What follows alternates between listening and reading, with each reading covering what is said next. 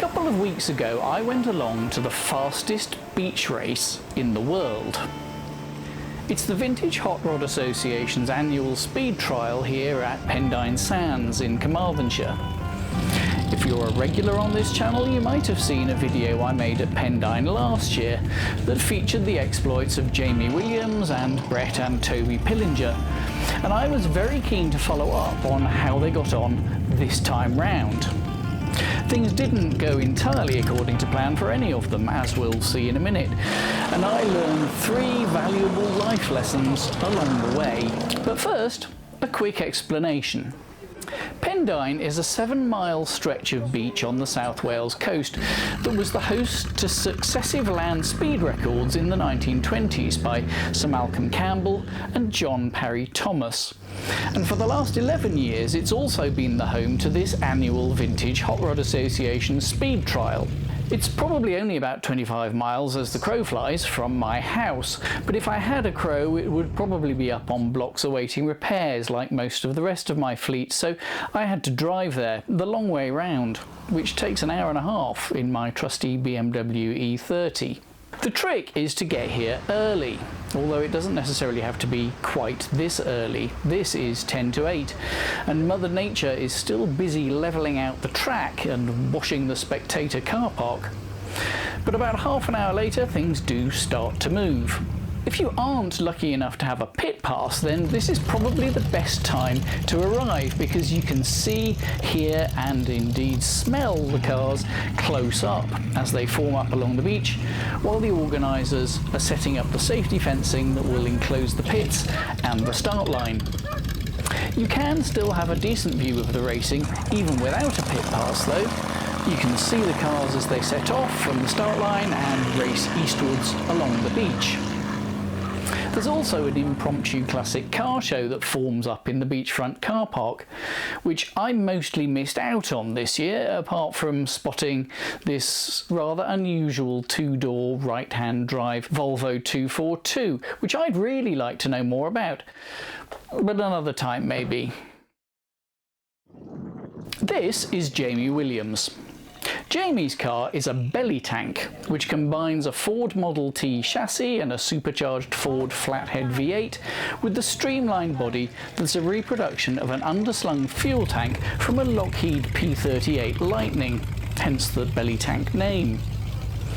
Last year, Jamie came very close to the magic 100-mile-an-hour mark with a speed of 97.74 miles an hour before blowing his engine. Since then, he's rebuilt the engine and tested it on a very short run on private land, but only up to 2nd gear. You can see and hear that test run, plus some great in-car footage of a previous run here at Pendine, on Jamie's own YouTube channel, which is called Jalopy Jamie. I'll put a link down in the description below, so do go and check that out afterwards. The first run went off okay, but there was a fault in the speed trap, so it didn't record a time. The car uses a whole gallon of fuel for every run, so that's not ideal, but there you go, back round again.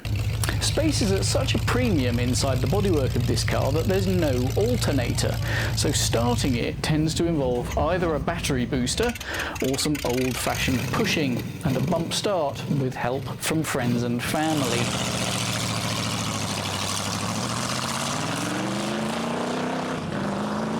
On the second run, Jamie reported a big misfire when he changed it up into 3rd gear. So his speed was only 76.47 miles an hour, which was well short of this car's 100 mph plus potential.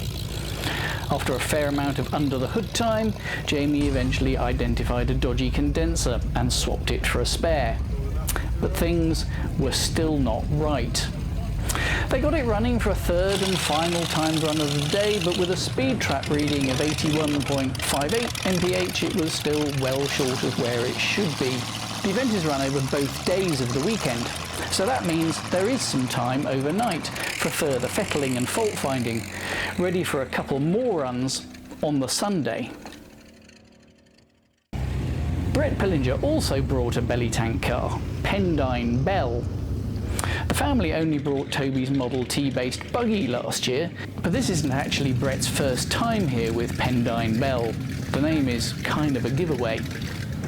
In 2022 they got up to 92.2 miles an hour, and since then the car's had a substantial amount of rebuilding done.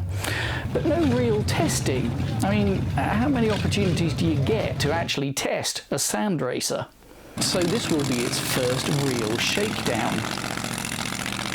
Pendine Belle's first run was a really promising start. It cracked the all-important 100-mile-an-hour mark with a speed of 102.24, but it started overheating badly, and Brett limped it slowly back to the pits, hoping that no damage had been done.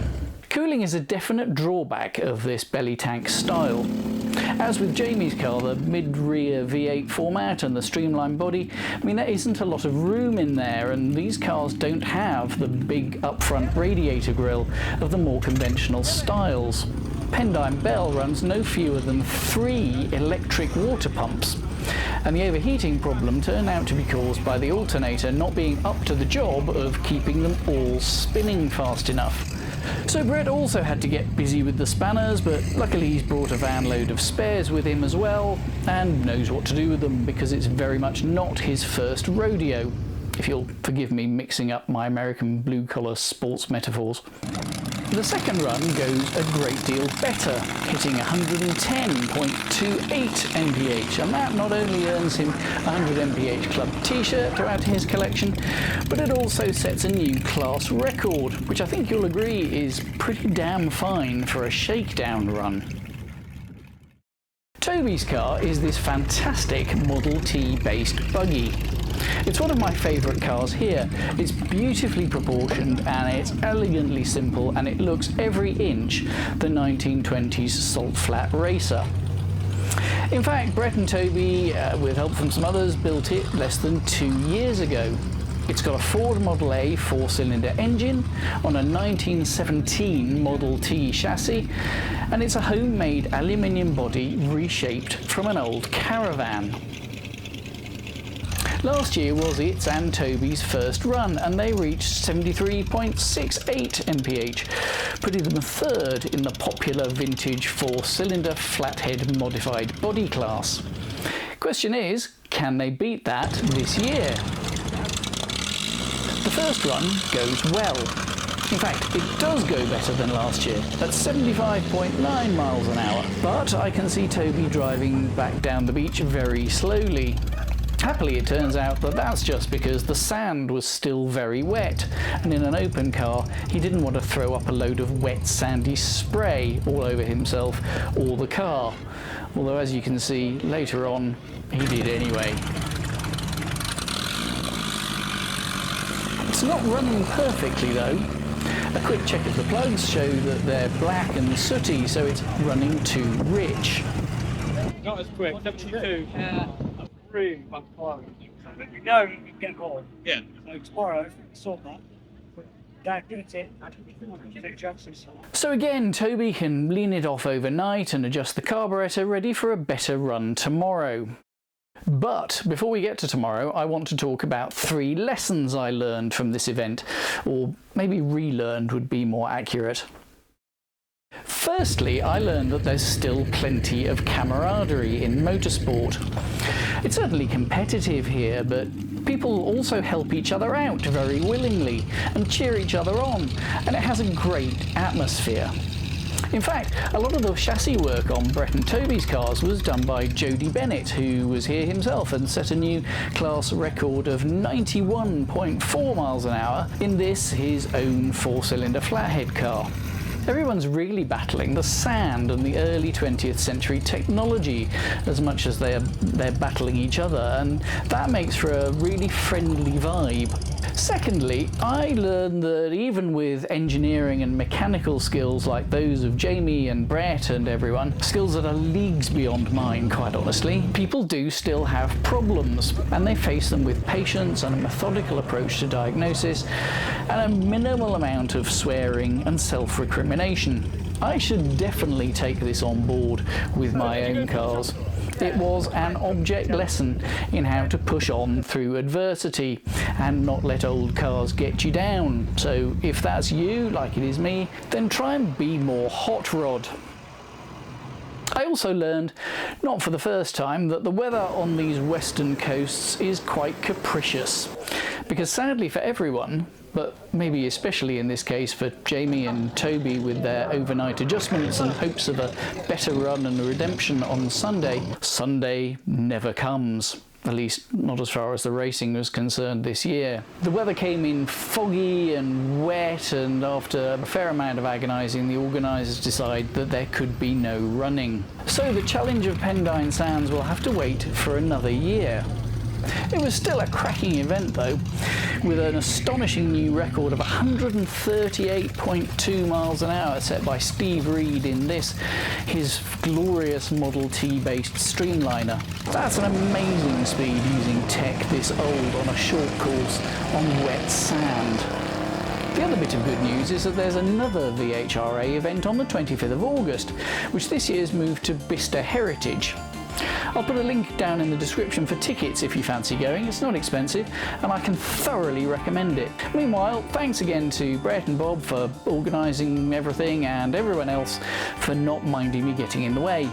See you next year.